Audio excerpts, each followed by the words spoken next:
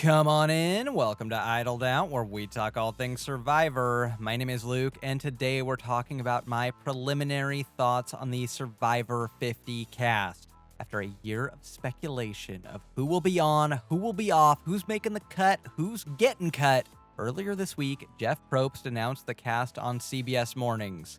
And the reaction was pretty mixed. But you know what? The more I've sat with this cast, the more I kinda like it, despite the rumored heartbreaking last-second cuts of players like Abby, Jerry, Andy, and Penner, as well as the 48 and 49 oversaturation. But let's be real, every returnee season outside of All-Stars has had extreme saturation of the last few seasons, so this is hardly a knock only on Survivor 50. This is a problem with returning player seasons in general. Anyway, today I thought I'd go chronologically from original season 1 to season 49 through the players and give my relatively unscripted thoughts on each of them, including who they are, why I think they're on, how I think they'll play, and how they'll do. I'll do a more thorough cast analysis before the season begins, which will take into account their cast bios, cast interviews, and tribal divisions, so this is all very much subject to change. But right now, I'm just shooting from the hip on the Survivor cast, given my unscripted thoughts. I don't even know what I'm about to say. Anyway, there are freaking 24 players here. We got a lot to get through, so let's get into it. Let's start all the way back in the summer of 2000 with our token Survivor Borneo player, Jenna Lewis-Dougherty. We were probably always getting Survivor Borneo representation, and if it's between her and Jervis, I'd definitely take her over him. So I'm actually pretty excited to see Jenna play, despite saying that I didn't really have much interest in seeing her back in my Survivor 50 wishlist video. Jenna is probably best known for not getting her video from home in Survivor Borneo, but the hardcore fans have hated her for 20 years for targeting the winners in Survivor All-Stars. And guys, I'm here to say we gotta let it go.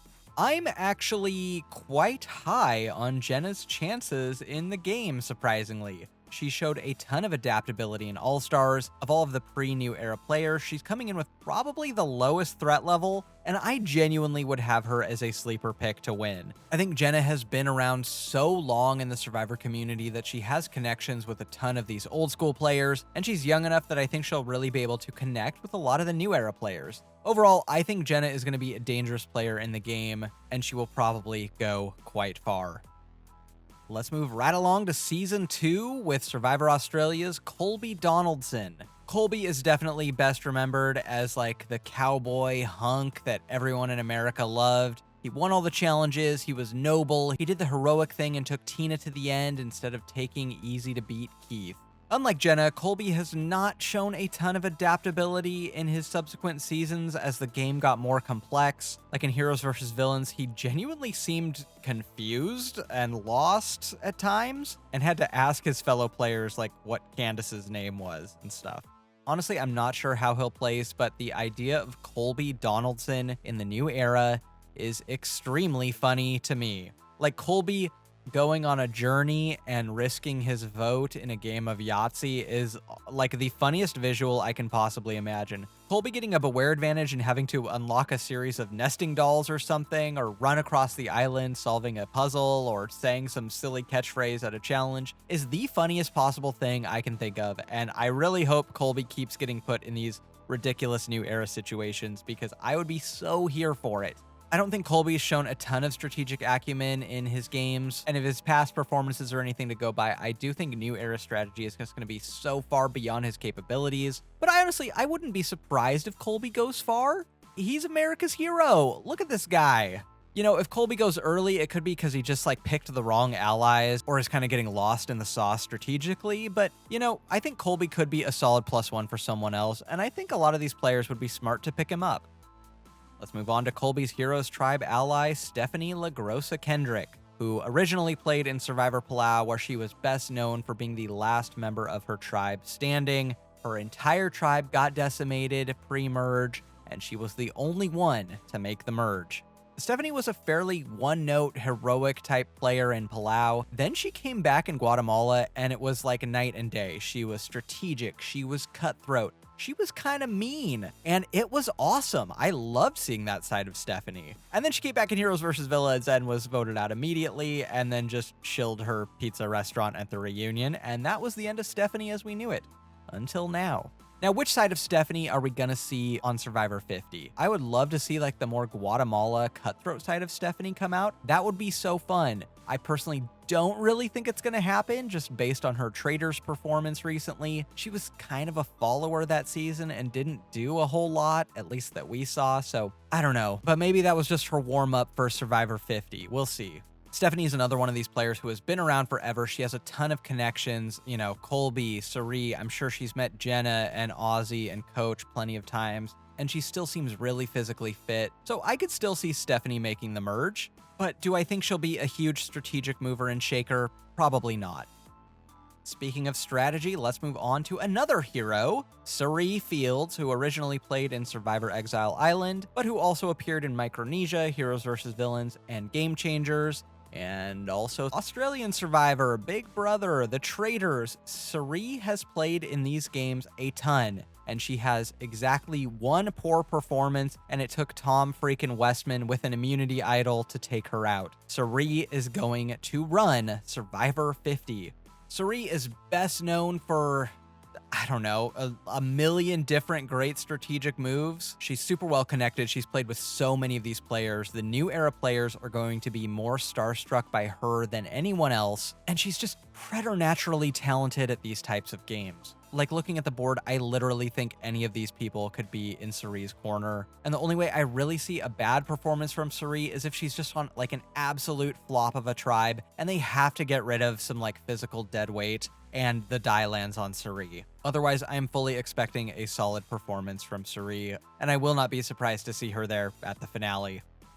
Let's move on to Ozzy Lusth from Survivor Cook Islands. Not a guy I would have had on my Survivor 50 wish list, and I'm guessing one that wasn't on Productions either. This is definitely a CBS thumb on the scale pick.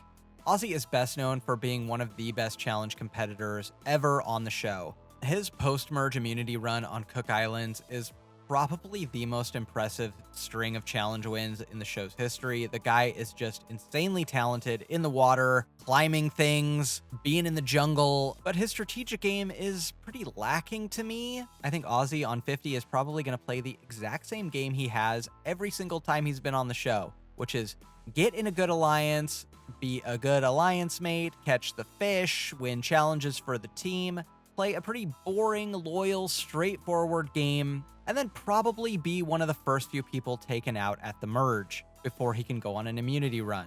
I don't know, I just haven't seen anything ever in any of Ozzy's performances that leads me to believe he's going to mix it up on this season, but I hope he does. So I'm not expecting much from Ozzy other than being one of the first few jurors. Let's move on to Ozzy's South Pacific co-captain, Coach Wade, who originally debuted in Survivor Tocantins, then was on Heroes vs. Villains, and then South Pacific. I am very surprised to see Coach, and I am very excited to see Coach. Who doesn't want Coach back? You know, this is the guy who launched a million imitators. Philip, Debbie, Vince from Worlds Apart, Tarzan. None of them can hold Coach's jockstrap, if you ask me. And you know what? I think Coach is going to be a dangerous player on 50. On South Pacific, he really showed that he had a lot of strategic talents and could really get an alliance together and keep it together. But that he also wasn't above like doing some really nasty and shady stuff. I just cannot wait to see what Silver Fox Coach is willing to do in this game. And I actually think he's going to have a lot of potential allies in the game too. I think there are a lot of these new era players who are just going to want to hang out with Coach. Like, who doesn't want to do the Cochrane in South Pacific thing where you do the Coach Chi with Coach, you wear his stupid dragon shirt, you get a cool nickname like the Wizard or the Warrior, and you just get to live in Coach's strange little world for a little bit. You know, I can totally see players like Kyle and Charlie like really wanting to just be taken under Coach's wing. So I'm actually very high on Coach. I do think he actually has winner potential, and that would rule. Let's just skip past the entire 20s for some reason and go straight to Survivor Co-Wrong with Aubry Bracco.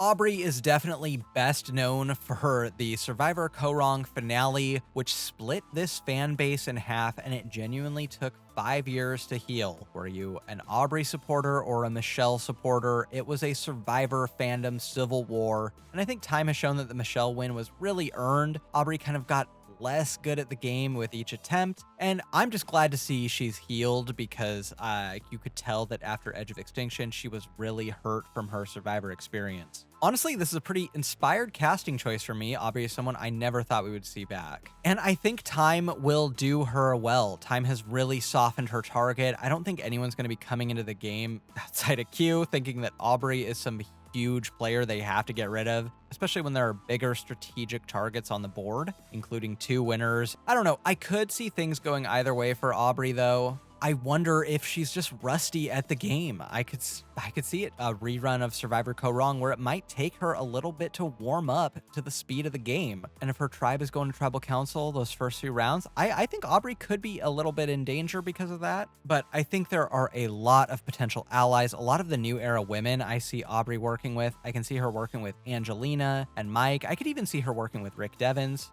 And, you know, maybe she'll even win over Q too. Overall, Aubry is one of the more high variance players for me, and I think her success is really going to depend on who her starting tribe mates are. So for me right now, Aubry's a bit of a coin flip. Let's move on to Chrissy Hofbeck from Survivor Heroes versus Healers versus Hustlers. Yes, that was a real season name.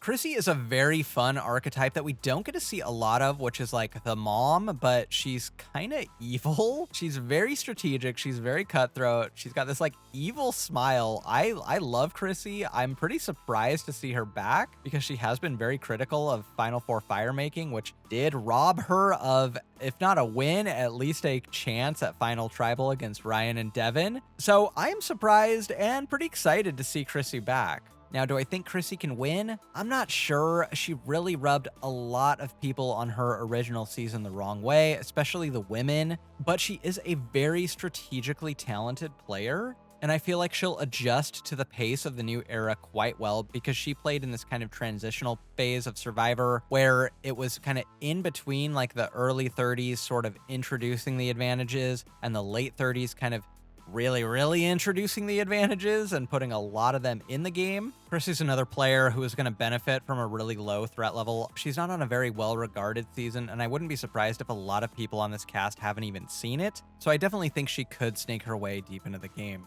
I would look for her to align more with, I think, maybe like the old school men. Like I could see like, some Colby, some Ozzy, maybe like Jonathan maybe. Maybe she'll have a hero alliance with Stephenie and Colby and Cirie. That would be pretty funny.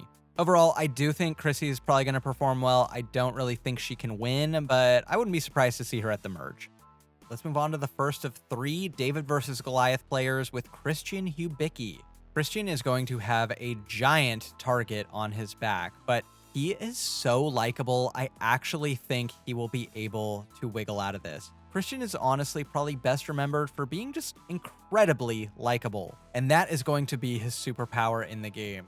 He's so adaptable socially, the only thing he needs to work on is maintaining his threat level. Like, Christian was able to work with some of the geekier players on the David tribe with like Gabby and Davey, but he also could just completely hold his own and hang with the jocks on the Goliath tribe. I mean, he was broing down with a pro wrestler and a cop. Christian is insanely talented at the social game part of things. Christian is not going to be wanting for allies in this game either. Angelina and Mike are going to have his back, I'm sure, but I really see so many people on the board he could work with. I could see him doing the David Wright thing with Rick Devens. I could see him and Dee. I could see him and Emily. I could see him and Charlie. I could see him and Kamilla. There are just so many people for Christian to work with in this season. I don't know, maybe I'm manifesting a deep run for him and I just could not handle a like early Christian boot, but I really think Christian is going to have a strong showing this season.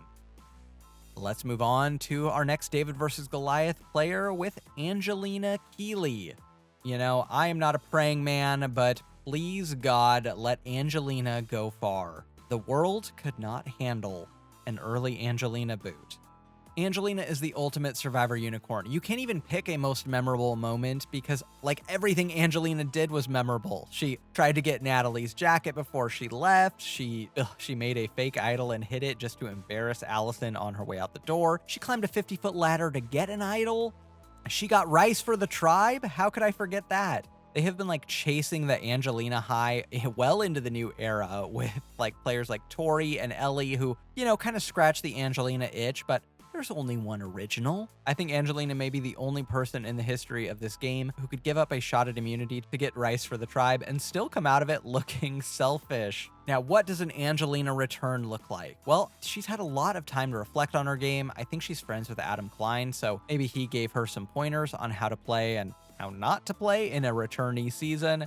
And you know what? I think Angelina is just going to go for broke and swing for the fences because why not? I think she already knows she's secured her Survivor legacy, and I think she's going to go for it. The thing about Angelina is she often had pretty good reads in the game, but she just did not have the social capital to really like convince people that her way of thinking was correct. And oftentimes like other players would have to introduce her idea just so it could happen. If she's kind of gained a little bit of self-awareness, I actually think Angelina could play a pretty good game. I don't know if Angelina can ever really win Survivor, but I'd sure like to see her pitch her case at Final Tribal Council again. Let's move on to another David versus Goliath player, a guy I'm very, very surprised and excited to see, Mike White. Mike is probably best known for being a celebrity and not being on Survivor. This is the guy who wrote and starred in School of Rock. He writes and directs The White Lotus, and most importantly, he wrote the Emoji Movie, which, as we all know, is one of the pillars of Western entertainment. Mike is a guy whose stock has very much risen over time. And it's not just because, you know, Nick took kind of a weird cousin-loving turn. I think Mike's second place game has really like gained a lot of appreciation from fans over time because he had so much control. You know, if the season wasn't named David versus Goliath, if Mike wasn't like really rich, I think Mike probably wins the season because he just had so much control post-merge. That said, Mike is coming into the season with a massive, massive target.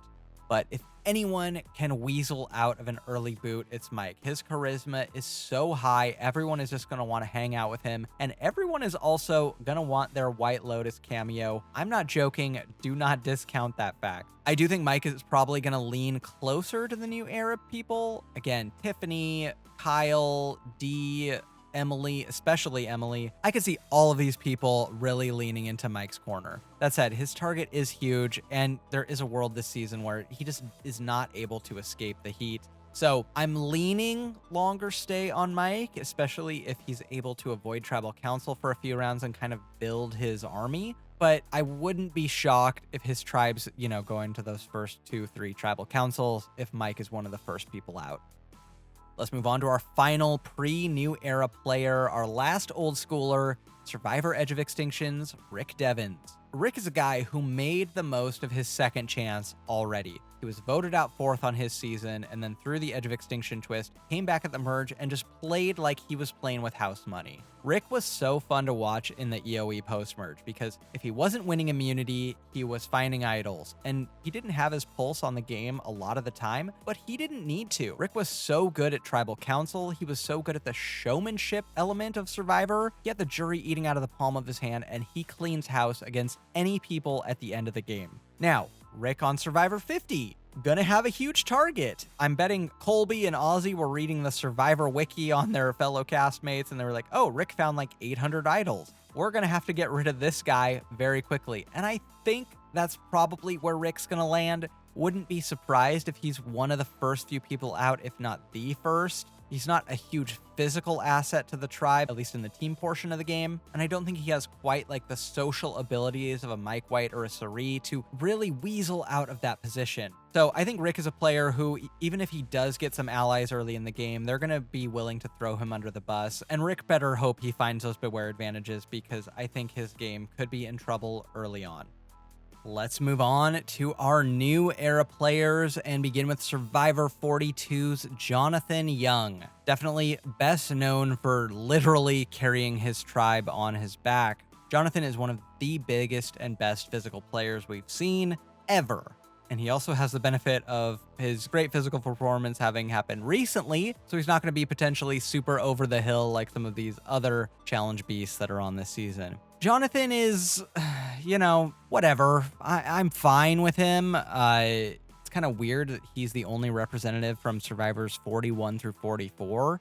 But I know the casual fans at home loved seeing this guy perform in the challenges, and you know what? I did too. There is quite a bit of this challenge beast archetype on the season with Ozzy and Joe and Jonathan and Colby, and I'm not sure what Jonathan's bringing to the table that really needed to be here. But whatever, there could be worse picks for the new era. Jonathan was very loyal on his season. In the Taku 4, they basically ran the post-merge, and he was kind of the brawn to Omer's brains, and they kind of helped each other out of jams that season. I think if Jonathan can find another, brain shield, he could do very well in this game. I actually think Charlie and Jonathan could work together super well. Maybe even Emily and Jonathan, although I don't think she really would care to work with him at all. Overall, is Jonathan going home pre-merge? Probably not unless he gets swap screwed. He is simply too valuable a physical competitor to get rid of super early. Maybe a late pre-merge boot if he's really not vibing with his tribe, but I don't know. Jonathan has probably already punched his ticket to the merge, and they're probably taking their cast photo right now. Let's move forward to Survivor 45, our first of two 45 representatives with Emily Flippen. Yeah, I'm worried for her, guys. I am very worried for Emily. On her season, she was definitely going to be the first boot before Hannah jumped in front of the bullet and quit for her. Thank God Hannah forgot her vape at home. And then, her game slowly got better. She was in a tight duo with Caleb, was one of two players from original Lulu to make the merge, and then just flew a little too close to the sun on the Bruce vote and bragged about it a little too hard, and everyone realized, oh, this player who we originally thought was a bit of a joke at the beginning of the season turns out to be a very strong, strategic, and social player. She went through a lot of growth on her season, and I hope she retained that growth, because if Survivor 45 Day 1 Emily shows up out here, she is completely dusted. But I'm going to wait to see what her pregame interviews look like, but I don't have a ton of confidence right now in Emily's success in this game. I hope I'm wrong. She's so much fun, one of the most exciting picks of this cast on the new era side, but I am unfortunately not feeling a super long stay for Emily. Speaking of not feeling a super long stay, let's move on to the Survivor 45 winner, Dee Valladares. Dee played, in my opinion, still the most dominant and best new era game. She took the Reba 4 all the way to the end. They completely misted everyone into thinking they were basically not a tight alliance at all when they were all really close. And Dee was the centerpiece of that alliance and had strong relationships with every person in her alliance and outside of her alliance. That said, her coming in as one of only two winners alongside Kyle, or maybe one of three winners if one of the Survivor 49ers takes it, is not boding well for her game. Do not put Jenna Lewis and Dee on the same tribe, because Jenna will hunt her down and kill her. I'm more confident in Dee's success than in Kyle's success in the game, but I don't know. I really do not see this cast letting the two winners get very far in the game at all. And Dee's best bet is to really try to rally and organize a new era alliance if the tribes are split, and try and get that alliance as far in the game as she can. I could see her on a Tom heroes versus villains trajectory where she's the target, but she does squeak by a few rounds. But I do think Dee's time in this game will be up sooner than later. Let's move on to our first of three Survivor 46 players with Tiffany Ervin. This is the biggest surprise of the cast for me. I don't think anyone was really predicting a Tiffany return, let alone on season 50. So casting must have really saw something in her that showed that she did not reach her full potential her first time. That's always what happens with these kind of out of left field picks with Wentworth and Parvati and Amber, and you see the trajectory I'm going on here. Tiffany is going to be a dangerous player in this game. If they're smart, they would get rid of her quick, because this is the exact kind of player who slides under the radar and builds a legacy for themselves and comes out of this season a Survivor legend. If I were these other players, I would definitely have my eye on Tiffany and be trying to get her out right away for that precise reason. Tiffany's probably best remembered on her season for her alliance with Kenzie and her rivalry with Q. She did not get along well with Q, and, you know, if the stars align, they will put them on the same tribe together because, obviously, why wouldn't you? If I were betting on this season, I would put a lot of money down on Tiffany. She has a ton of potential. She has a lot of potential allies on this season, like Charlie is going to work with her. Tiffany's the type of player who can get along with pretty much any type of player except for Q, and I would not be surprised at all to see her sitting there at the end. Speaking of Q, let's move on to Q Burdette.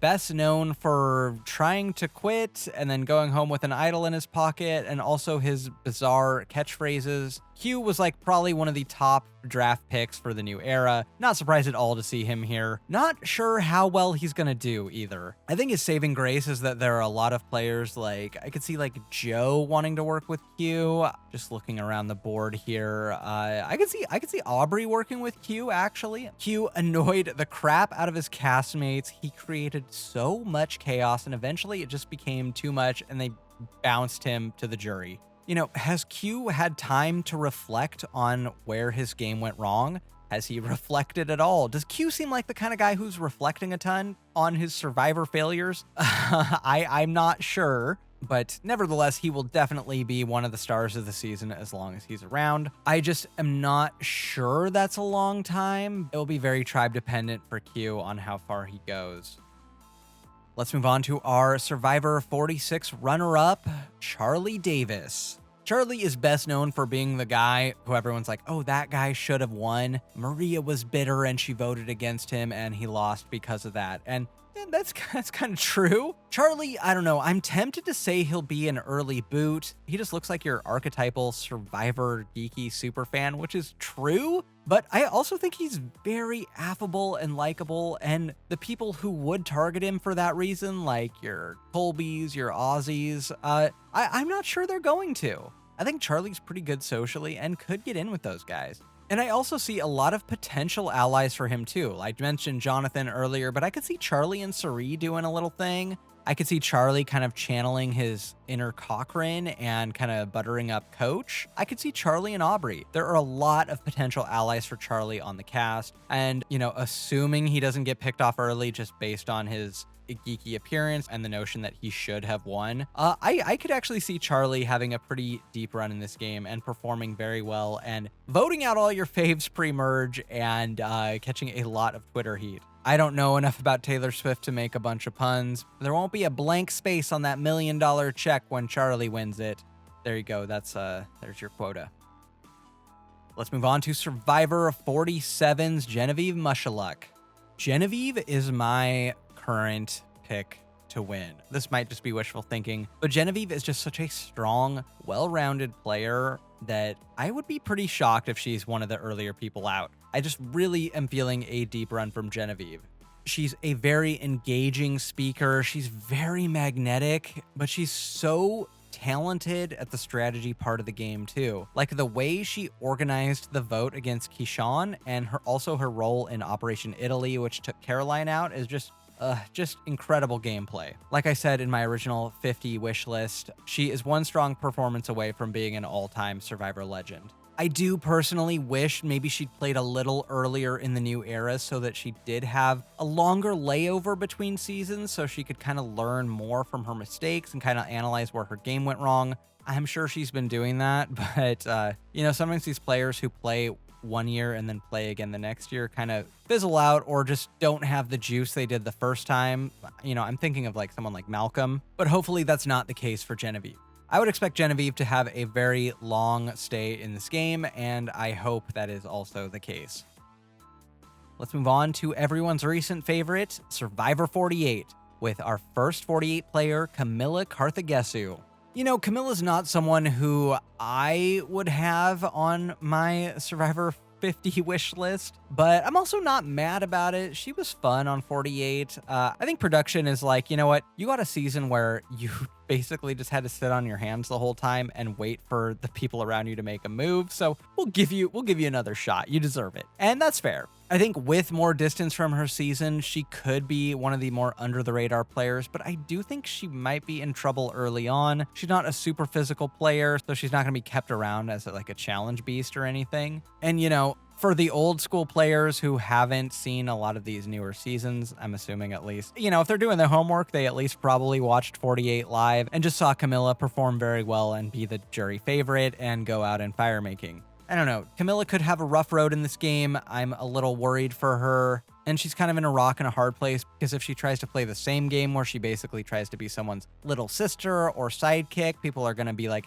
she's playing the exact same game she did last time and she did really well. But if she kind of steps out from the shadows and takes on more of an active role and out front role in the game, people are also going to clock that and say, oh, look at her. She's like so strong and strategic. We have to get rid of her. So I'm a little worried for Kamilla right now. We'll have to see how things shake out, but I wouldn't be surprised if Kamilla is also one of the first few people out of the game. Let's move on to our Survivor 48 third placer, Joe Hunter. Joe was best known his season for leading the Strong Five, the season-long alliance which basically held all the power the entire post-merge and very rarely, if ever, turned on itself. Joe led that alliance all the way to the end, and then he did not win. I know most of you probably aren't super excited to see Joe again. When I first heard Joe was in the mix, I wasn't really excited about it either, but the more I think about it, the more I think we could kind of be surprised by Joe. I think Joe could look at how things turned out for him in 48 and mix his game up. He could be looking at his 48 performance and say, you know, I played a straightforward, honest game, and I got to the end, and I got one measly vote. It's time to change things up and play a more strategic and sneakier game. I don't know, I'm shockingly high on Joe. I think we could be in store for a treat from Joe. So I'm locking in Joe as one of the people I think could be a pretty good surprise and also perform pretty well. Let's move on to our Survivor 48 winner, Kyle Fraser. I think Kyle's game is probably going to be defined by his tight alliance with Kamilla, as well as his struggle to turn on his own allies. I do not think Kyle is long for the game as one of the only winners on the season. There's no way he's not at least targeted early, and, you know, who's going to bat for Kyle? Kamilla, probably, but who else? Kyle's saving grace is that he did play more or less a pretty honest, straightforward game where he was loyal to two separate alliances all the way to the end and put himself in a position where he didn't even have to choose between his two closest allies in the final. So it's not like he's coming out of the season as like a player known for playing like super sneaky and devious game. He does have that in his corner as a relatively uncontroversial, loyal player. But I'm just not seeing a long stay for Kyle no matter what. I think he was probably drawing dead the second he got put on the cast with only Dee as his other winner. Let's move on to our Survivor 49 players. If you don't want to know the Survivor 49 players who are on the next season, turn back now. I haven't shown them yet. You have 5 seconds to get out of here. Go, get out. Okay, you're out. The first Survivor 49 player on the next season is Savannah Louie. Yeah, we don't know a ton about her. She was in the preview for about half a second. So does she win? Is she a super strong player? Is she a complete meme player? We have no idea. So we'll just put a pin in this one and come back next spring to analyze how Savannah will do. The next player from Survivor 49 is Rizzo Velovic, aka the Riz God. This is the guy in the preview who everyone thought was a complete joke. But you know what? I am completely Riz-pilled. I was already going to pick this guy as my Survivor 49 winner as a joke because it would be funny. And now I think I might actually be onto something here. I am fully into the Riz God. I think he is going to be not only the Survivor 49 winner, but the Survivor 50 winner. And he's definitely not just a joke pick that they put on. There we have it, my preliminary thoughts on the Survivor 50 cast. Now I want to know, what do you think of the cast? Who is going to do well? Who is going to flame out early? Let me know. Until next time, don't get idled out.